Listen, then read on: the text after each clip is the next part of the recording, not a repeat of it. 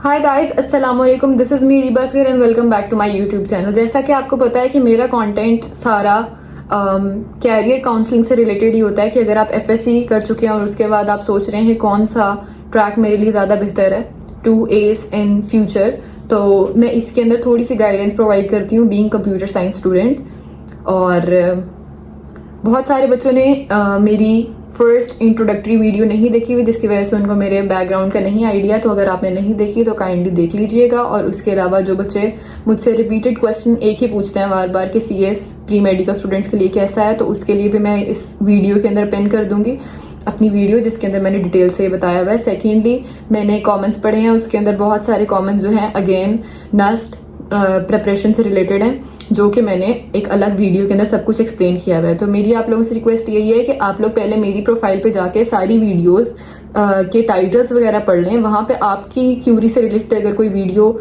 Already post है तो please comment उसके बारे में करने से पहले आप वो वीडियो देख लें। कुछ समझ नहीं आता तो फिर आप मेरे पास दोबारा पूछ सकते हैं, क्योंकि मेरे से इतने ज़्यादा कमेंट्स का रिप्लाई नहीं होता और फिर जिन बच्चों की जेन्युइन क्यूरी होती है जिसका मैंने पहले जवाब नहीं दिया होता तो वो भी मिस हो जाती है। एनीवेज, मैं जो लास्ट वीडियो मैंने अपलोड की थी उसके कमेंट्स को रीड करके उनको रिप्लाई करने की कोशिश करूंगी इस वीडियो के अंदर।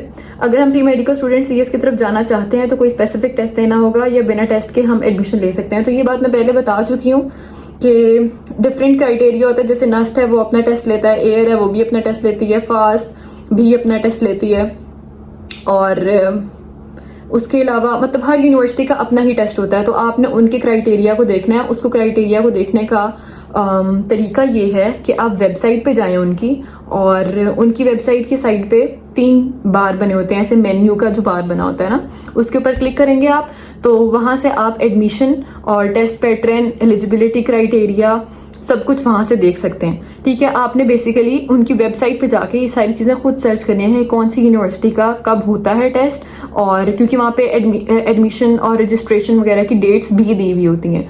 और जो मैं आप लोगों को सारा गाइड कर रही होती हूँ वो भी मैं सारा वेबसाइट से बता के ही कर रही होती हूँ। तो अगर आपको किसी पार्टिकुलर यूनिवर्सिटी की गाइडेंस चाहिए तो आपको जिस तरह से मैं बता रही हूँ आप उस तरह से इस चीज को फॉलो करें और वहां पे जाके चेक कर लें कि उनकी टेस्ट रिक्वायरमेंट क्या है, क्या पैटर्न है, सिलेबस क्या है उनका, कब एडमिशन ओपन हो रहे हैं। इस तरह से आपने जाके खुद से सर्च करनी है ये चीज। हर यूनिवर्सिटी का अपना टेस्ट होता है, उस तरह से नहीं होता जैसे एमडी कैट का होता है कि एमबीबीएस के लिए एमडी कैट देंगे और फिर उसके बाद आपको चाहिए होगा मैरिट वगैरह। इस तरह वाला हिसाब नहीं होता, हर यूनिवर्सिटी का अपना टेस्ट होता है, तो उसके लिए आपको खुद सर्च करना पड़ेगा।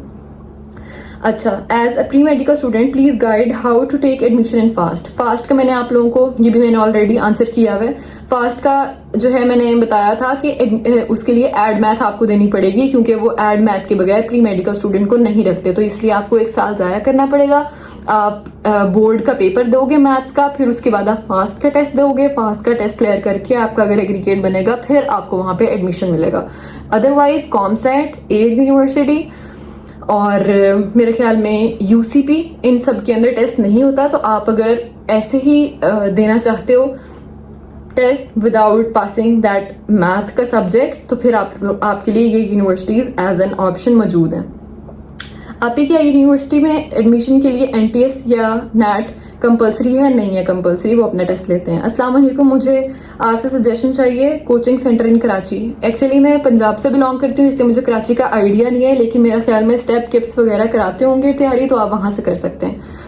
79.82 aggregate, any chance in A university for BScs? मेरा ख्याल में BScs में शायद आपको ना मिले, SC में मिल जाए, क्योंकि मेरा ख्याल में उसका कम होता है। मुझे आइडिया नहीं है इसका, लेकिन ये डिपेंड करता है। और हर साल मेरिट और एग्रीगेट वगैरह जो है वो डिफरेंट होता है, तो इसलिए मैं इसके बारे में कुछ कह नहीं सकती। My aggregate is 81.57, can I get into again वही रिप्लाई। फिर उसके बाद दोबारा से एक और मैसेज आया हुआ है कि मैं प्री मेडिकल बैकग्राउंड से हूँ, तो एडिशनल कोर्स साइबर सिक्योरिटी कि कराची की कोई यूनिवर्सिटी।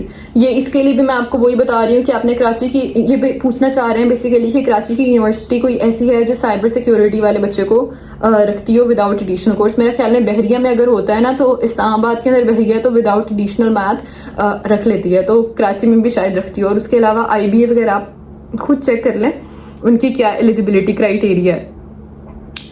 तो ये आपको वेबसाइट पे जाके हर यूनिवर्सिटी के खुद से चेक करना पड़ेगा कि उनका एलिजिबिलिटी क्राइटेरिया क्या है। अस्सलाम वालेकुम, मुझे कोई आप अच्छा कोचिंग सेंटर सजेस्ट कर लें। अगेन वही मैसेज, आप यूनिवर्सिटी एयर यूनिवर्सिटी का सॉफ्टवेयर इंजीनियरिंग कैसी है? सॉफ्टवेयर इंजीनियरिंग अच्छी है, लेकिन अगर आपने इस्लामाबाद से करनी है तो साइबर सिक्योरिटी का जो उनका सेल है वो वहाँ पे है, तो वो काफ़ी रिनाउंड है। और CS, अगर आप लाइक सॉफ्टवेयर इंजीनियरिंग के अंदर आपका इंटरेस्ट है पहले से तो फिर आप करें। अगर आप प्री मेडिकल स्टूडेंट हैं, कुछ पता नहीं है आपको इसलिए करना चाह रहे हैं, तो फिर आप CS करें, क्योंकि उसके अंदर आप डिफरेंट फील्ड्स को एक्सप्लोर कर सकते हो।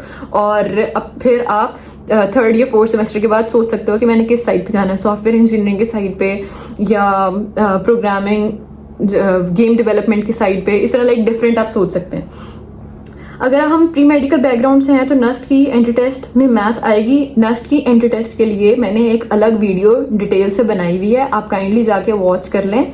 और मैं इस वीडियो के अंदर भी उसका लिंक दे दूंगी, तो आप यहाँ से क्लिक करके यू कैन वॉच दैट। हम अगर MD कैट देते हैं तो सितंबर में होगा। सेकंड ऑप्शन CS के लिए कैसे बचेगी, क्योंकि यूनिवर्सिटीज के एडमिशन क्लोज हो चुके होते हैं। अच्छा, इसके लिए यही है कि मेरे ख्याल में एयर मुल्तान कैंपस का उसके बाद भी खुला होता है एडमिशन। और उसके अलावा दूसरा जो तरीका है वो ये है कि आप स्प्रिंग के जो एडमिशन आते हैं ना, उसके अंदर आप स्प्रिंग इनटेक के अंदर एडमिशन ले सकते हैं। और वो कॉमसेट का होता है, उसका तो मुझे कंफर्म है कि वो स्प्रिंग इनटेक लेता है। तो आपको इसके लिए यूनिवर्सिटी सर्च करनी पड़ेगी जो स्प्रिंग इनटेक लेती हैं। CS versus PharmD from abroad, kindly respond करें, आई एम वेरी वरीड। अच्छा, तो डी फार्मेसी जो है ना, अगर आप अब्रॉड इसके अंदर कैरियर बनाना चाह रहे हैं तो उसके अंदर मसला ये है एक कि आपको वहाँ पे जाके पहले लाइसेंस लेना पड़ता है। लाइसेंस के लिए आपकी जो डिग्री है तब तक उनके पास वैलिड या कह लें कि अथेंटिकेट तब तक नहीं करते वो आपको एज अ फार्मासिस्ट, जब तक आप उनका टेस्ट पास ना कर लें। तो उस टेस्ट को पास करने के लिए आपको ऑब्वियसली एक पूरी प्रॉपर स्ट्रगल है जिससे आपको गुजरना पड़ता है, फिर उसके बाद ही आपको लाइसेंस इशू होता है।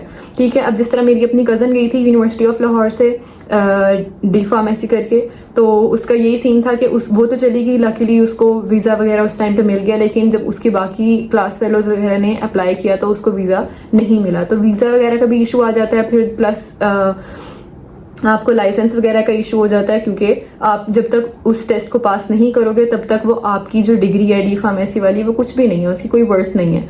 जबकि CS की अगर बात करें तो CS के अंदर ऐसा कोई मसला नहीं है। आपकी स्किल जो है, आपके प्रोजेक्ट्स जो हैं, जो आपकी रेज़्यूमे है, जो आपकी प्रोफाइल बनी हुई है, वही इज इनफ टू वैलिडेट कि आपको काम आता है या नहीं आता। और उसके लिए आप पाकिस्तान बैठ के भी काम कर सकते हो आराम से आउटसोर्स कंपनीज के साथ, और बाहर अगर आप जाना चाहते हैं तो बाहर भी ऑब्वियसली इसकी काफ़ी डिमांड है। तो अगर आपका पर्सनल इंटरेस्ट बहुत ज़्यादा अलाइंड है विद फार्मासिस्ट, तो फिर आप फार्मेसी वाली साइड पे जाएं, वरना आई वुड से कि आप कंप्यूटर साइंस वाली साइड पे ही जाएं। So this was the session for today. और बाकी जो कमेंट्स हैं मैं इंशाल्लाह उनको नेक्स्ट वीडियो के अंदर रिस्पॉन्ड करूंगी, और इंशाल्लाह I will try my best कि मैं एज सुन एज पॉसिबल जितने भी कमेंट्स आए मैं उनका जवाब इसी तरह दे दूं, और ताकि आप लोगों की जो क्यूरीज हैं उनको टाइमली रिस्पॉन्ड किया जा सके। So that's it by my side, hope it helped you a lot. So if yes, please like, share and subscribe. That's it. Allah Hafiz.